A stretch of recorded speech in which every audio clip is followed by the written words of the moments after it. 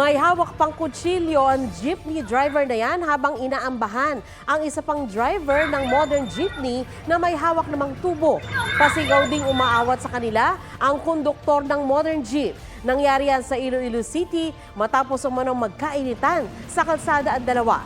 Paulit-ulit daw na humarang ang tradisyonal na jeep sa modern jeep. Nagkaayos din ang dalawang driver kalaunan. Dagdagan pa ang diskarte sa pagbabudget. May tasingan kasi ang Meralco ngayong Setyembre.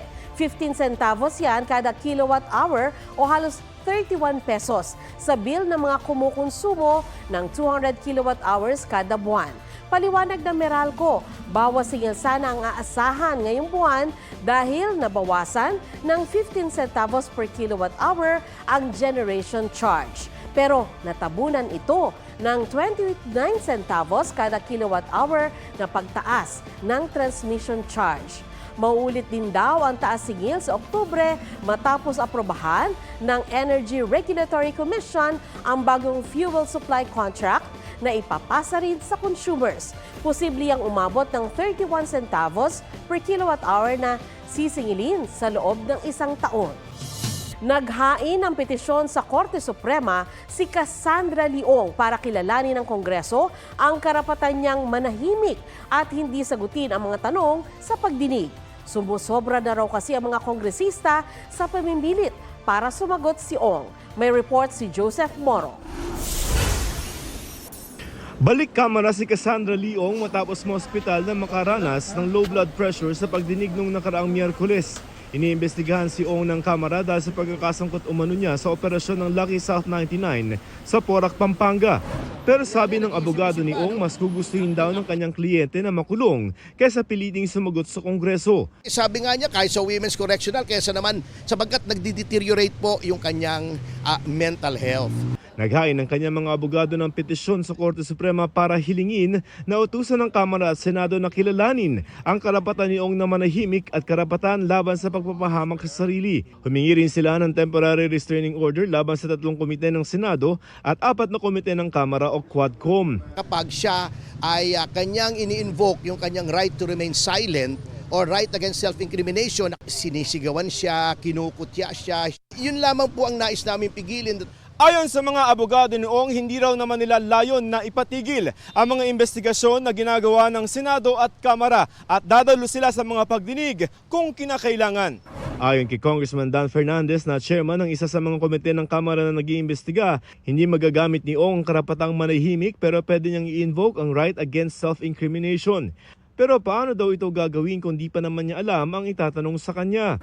Nananalig naman si Senador Risa Ontiveros na papanigan ng Korte Suprema ang kapangyarihan ng Senado na mag-issue ng subpoena at magpa-contempt. Kahapon, sinampahan ng reklamang qualified human trafficking si Ong at iba pang kinatawan at opisyal ng Lucky South 99 Pogo. Hindi pa raw nakikita ng kampo ni Ong ang detalye ng reklamo. Naharap din sa kasong money laundering si Ong kasama si dating Bambantarlac Mayor Alice Guo. Si Guo may deportation case na rin. Fake passport niya, her being an alien actually, trying to pass herself off as a Filipino.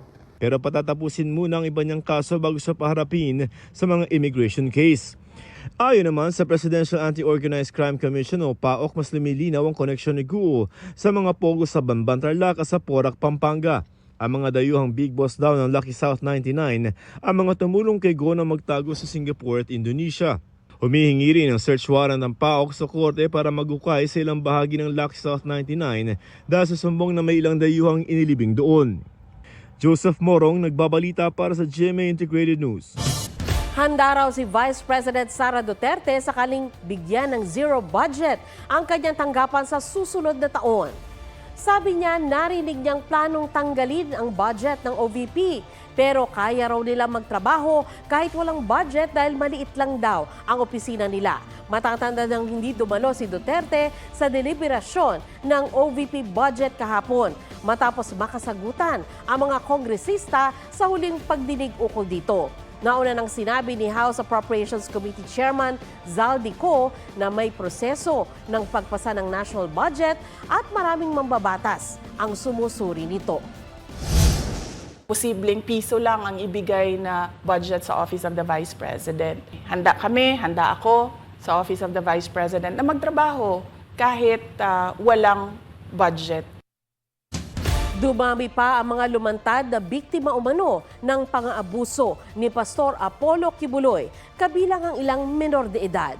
Ayon sa PNP, dumulog sa kanila ang mga magulang ng mga biktima noong hinahanap nila si Pastor Apollo Kibuloy sa Kingdom of Jesus Christ compound sa Davao City. 12 anyos daw ang pinakabatang biktima. Ayon kay PNP Chief Romel Francisco Barbil, ikinuwento ng mga biktima ang kanilang nakakakilabot na karanasan na nakitaan aniya ng alarming pattern ng pang-aabuso.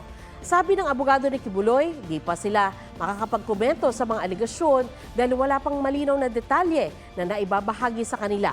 Hihilingin naman ng Senate Committee on Women, Children, Family Relations, and Gender Equality sa korte na paharapin sa kanila si Kibuloy. Sumuko si dating Palawan Governor Joel Reyes. Nangyari yan kahapon ayon sa NBI.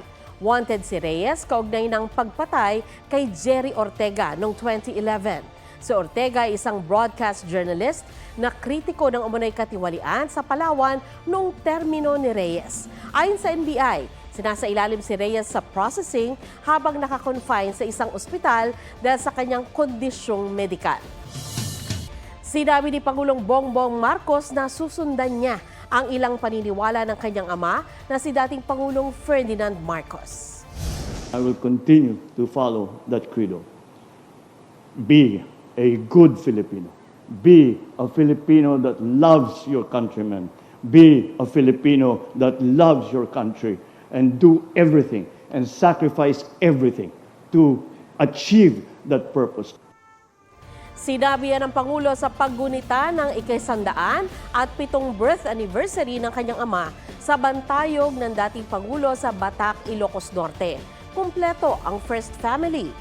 Muntik namang madapa si First Lady Liza Araneta Marcos matapos matalisod. Agad naman siyang inalalayan ng Pangulo.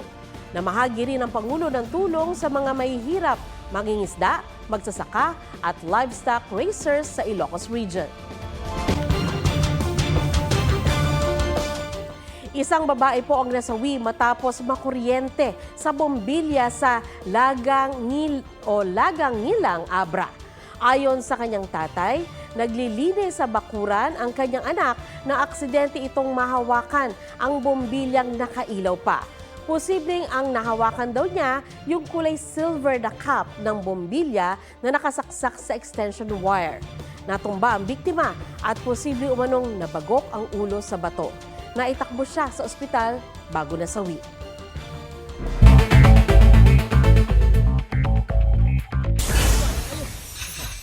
Di bababa sa 10, tinamaan ng kidlat sa Barangay Bantol, Davao City. Nakidlatan daw ang kubo na pinagsilungan nila ng umulan habang nag-aani sila ng palay. 2 ang nasawi.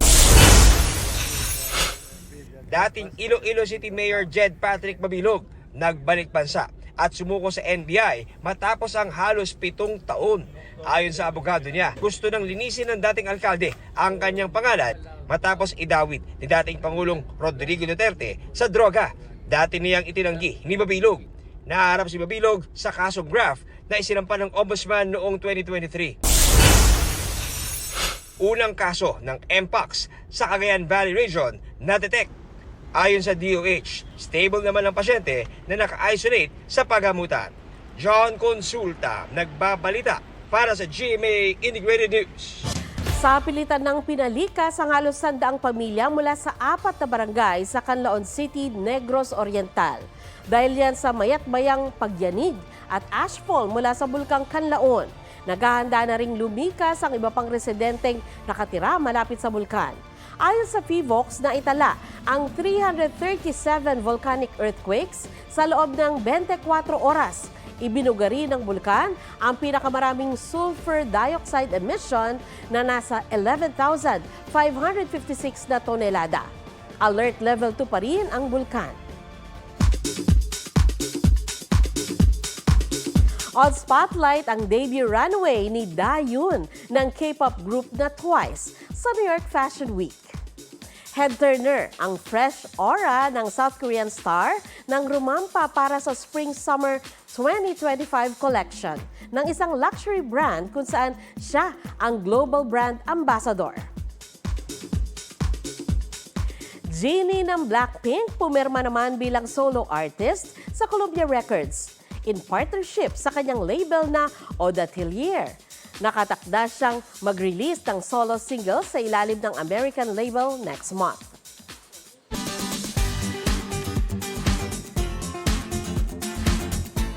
Kakaibang paglalambing ang ginagawa ng isang aso sa kanyang fur mom. Minsan nga raw umabot na sa animoy sabunutan. Pusuan yan sa report ni Oscar Oida. Parang eksena sa drama, sabunutan ng amo at alaga?